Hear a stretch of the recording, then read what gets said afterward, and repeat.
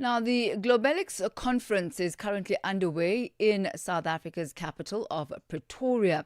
The event has gathered experts from the Global South to discuss key issues like regulating artificial intelligence on the continent, shaping innovation policy for inclusive development, and the future of green industrial development as well as critical minerals.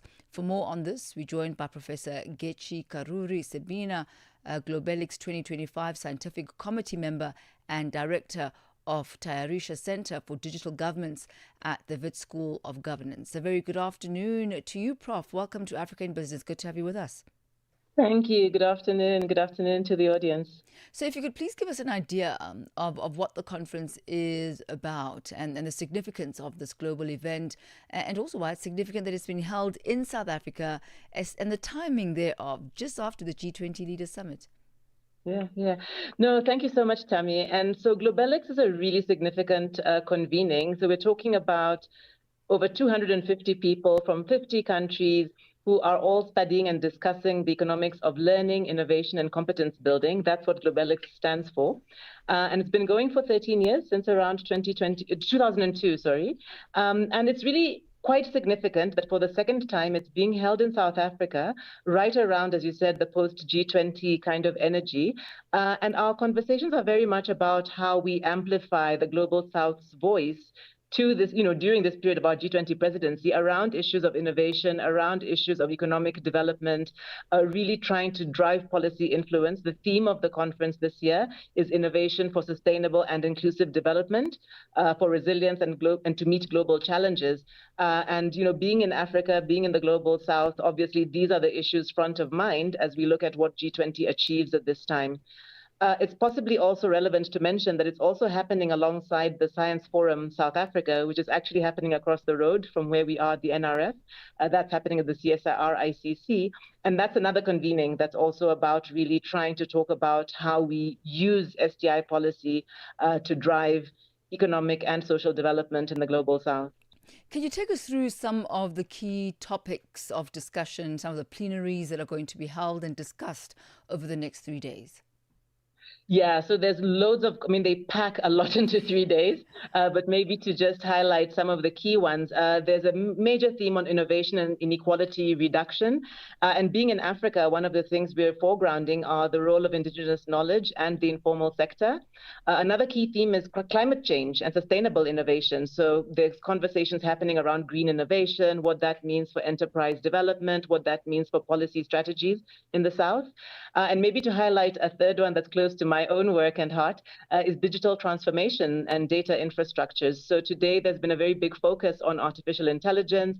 What do these digital innovations mean? How do they impact marginal communities? What do they mean for competition and growth? What do they mean even for the green transition? So these are some of the themes, but there's a long list of really exciting topics, all really related to the shape of development, if you want to call it that. So how has the conference, you've mentioned that you've been around for quite a while.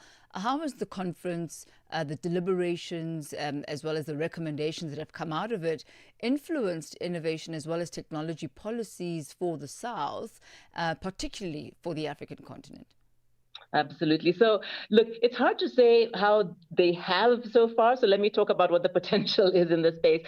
I would say, looking at it historically, most African countries have innovation policies and are steering what we call national systems of innovation as a strategic choice. And a lot of that has over time been influenced very much by Globelics. But what our hope is right now is we think we're at a very important stage, I think, for the continent and for South Africa in particular, around, for example, transformative policy dialogue. So we know the term dialogue very much in South Africa. It's a global thing. And if you look at topics like AI and everybody's fears, but also hopes for it, we need dedicated policy dialogues, and convenings like this are a space for actually engaging that. Another really important one is the South-South collaboration. I've mentioned 50 countries are here. I've been speaking today to people from Brazil, Mexico, India, Thailand, and we're all trying very much to learn from each other about what we can do and possibly possibly do differently from models that are currently failing, even in the north. And then maybe a last one that's very exciting, I think, for about 30% of the people here are really young scholars, young academics from across the continent who are here presenting papers, connecting, learning, and that's really exciting because that space of networking, these are our future, and for them to be in these conversations, I think will be life-changing for them. I wonder if any of your delegates actually attended any of the G20 settings or were involved in the build-up to it. Is that something that you can comment on? Yeah, sure. So, I mean, I had a panel this morning that was a special panel that was on AI, for example. And I know many of us were the same group of thinkers and doers who were at the AI summit under G20. And so we would have been part of those conversations there and trying to influence thought. I believe also on the green economy side, a number of people here would have been part of those conversations. So I think there are strong connections. I think many idea people are sitting in the room here with us today who have tried to input as experts in various ways into the G20. I believe we've got policymakers coming in and out. We had the Director General from DSTI here, and I've seen other people coming in and out. So I hope we're pretty close, at least in terms of proximity to the G20. Whether we're close in terms of influence, time will tell.